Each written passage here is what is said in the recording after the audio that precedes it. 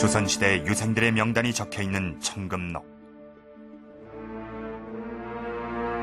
그런데 광해군 때 영의정까지 지낸 정인홍의 이름이 이 책에서 삭제됐다.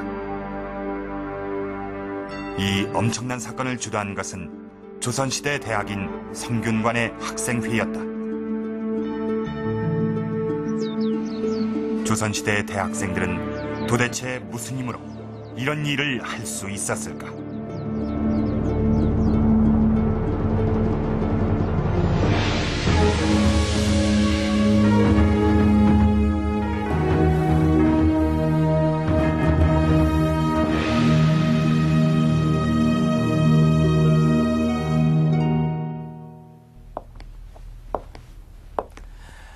여러분은 대학하면 무엇이 가장 먼저 떠오르십니까?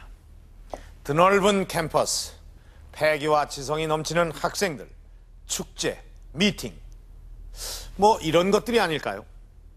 400~500년 전 조선시대의 대학과 대학생들의 모습도 지금과 별반 다르지 않았습니다. 자, 오늘은 이 조선시대 대학과 대학생들에 대해서 얘기를 해보려고 합니다. 자, 지금 보시는 이곳이 이 조선시대 국립대학인 성균관의 명륜당입니다.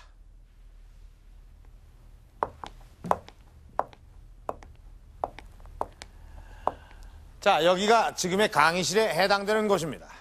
이곳에서 200명의 대학생들이 공부를 했습니다. 이 성균관은 국립대학이었기 때문에 등록금은 없었습니다.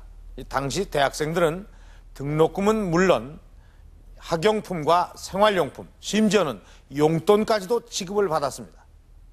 때문에 이 성균관에 입학하기란 그리 쉬운 일이 아니었습니다. 지금의 행전고시의 1차 시험에 해당되는 그 문과 초시에 통과를 해야 입학 자격이 주어졌던 것입니다. 이들을 생원과 진사라고 합니다. 생원은 경전시험이에요. 진사는 문장시험에 합격한 사람들을 말합니다. 이 성균관은 전국에서 내로라 하는 수재들이 모이는 이 최고의 학부였던 셈이죠. 그런데 이 성균관에는 지금과는 다른 아주 특별한 제도가 하나 있었습니다.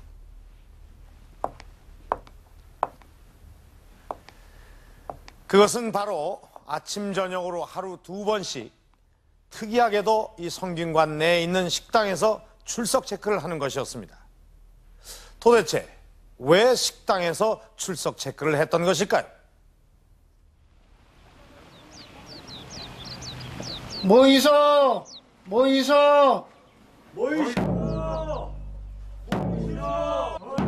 성균관의 아침은 식고 소리로 시작된다. 북소리에 깨어난 유생들은 명륜당에서 성현들에게 인사를 올린 후 식당으로 향한다. 그런데 식사 전에 반드시 거쳐야 하는 절차가 있었다. 여기 바로 진사식당입니다.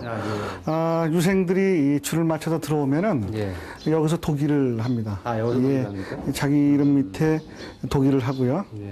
그리고 식당으로 들어가는 것이죠. 그래서 동재생은 동쪽 식당으로 도기는 가고요. 지금의 출석부로 식사 때마다 식당 입구에서 행해졌다. 출석 확인을 해야만 식당에 들어갈 수 있었던 것이다. 그렇습니다. 여기 동재생. 영정조 때 학자인 윤기의 유고 시집인 무명자집. 이 속엔 윤기 자신이 20여 년 동안 성균관에 머물며 보고 느낀 것을 기록한 220여 편의 시들이 반중자병이란 이름으로 담겨져 있다. 반중자병에 따르면 당시 도기는 첫머리부터 차례로 써가는데 우물정자로 된 칸 속에 서명을 하고 도기가 모두 끝나면 몇 명이 왔는지를 끝부분에 적도록 돼 있다.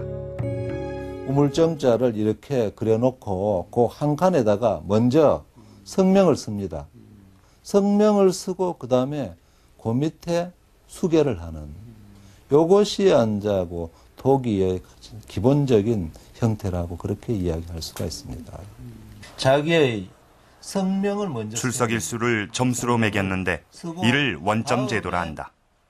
아침 저녁으로 하루에 2번 출석하면 1점을 주고 이 점수가 300점이 넘어야 과거에 응시할 수 있었다. 그러니까 쉽게 돼 있기 때문에 이렇게. 그래서 이제 원점 제도를 만든 두 가지 이유는 첫째는 일단은 유생들의 어떤 근면함과 태만함, 다시 말해서 인간적 측면을 일단은 하나 고려한 그런 면이 있고, 또 두 번째는 소위 말하는 생원이라든지 진사, 그분들은 어떤 면에서는 하나의 어떤 예비 관료라고 이야기할 수가 있어요. 그분들을 이제 서울에 이렇게 모아둠으로써 어떤 중앙 집권제를 강화하기 위한 측면, 그런 면에서 원점 제도의 어떤 실시락하는 것은 결국 인간교육과 체제 옹호라는 양면성을 지닌 그런 어떤 제도다.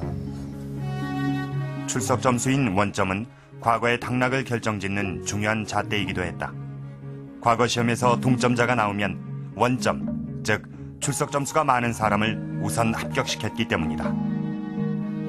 초시, 회시, 원점은 전시, 봄, 가을에 시행되는 독일과라는 특별 과거에도 활용됐다. 이는 독일과에 응시한 한 유생의 답안지에서도 확인된다. 독일과는 원점이 일정 점수 이상 된 유생들만 볼 수 있었는데 왕이 직접 출석부를 보고 선발했다. 왕이 직접 시험을 보는 겁니다. 이처럼 출석 점수가 중시되면서 원점을 높이기 위한 부정행위도 나타나기 시작했다. 중종실록은 원점이 부족한 유생들이 출석 점수를 기록해놓은 원점 치부책을 훔쳐 추가로 기재하는 이가 30여 명에 이른다고 쓰고 있다.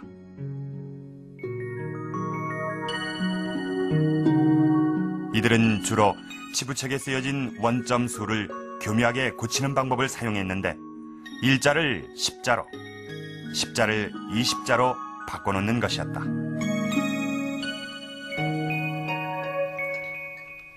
원점 제도에도 예외가 있었다. 부모 상을 당하거나 70세 이상의 병든 노모가 있을 경우에는 원점 수가 모자라도 과거를 볼 수 있게 한 것이다. 그런데 원점이 낮은 유생들이 이를 악용하는 사례도 생겨났다.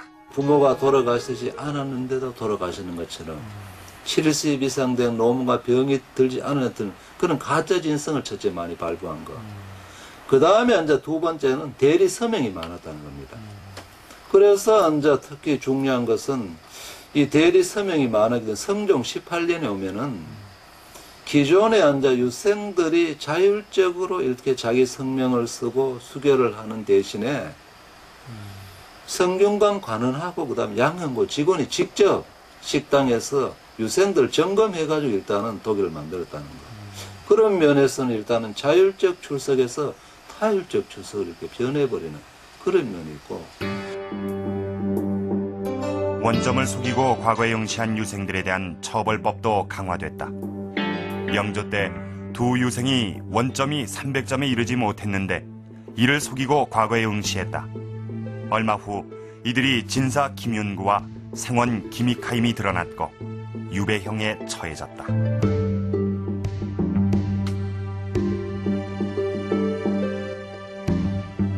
과거 합격이 지상과제였던 유생들에게 출석 점수는 부정을 해서라도 따내야 하는 중요한 일이었다. 결국 성균관의 원점 제도는 출석과 과거를 연계시켜 면학 분위기를 높이려는 국가의 의지가 담긴 것이었다.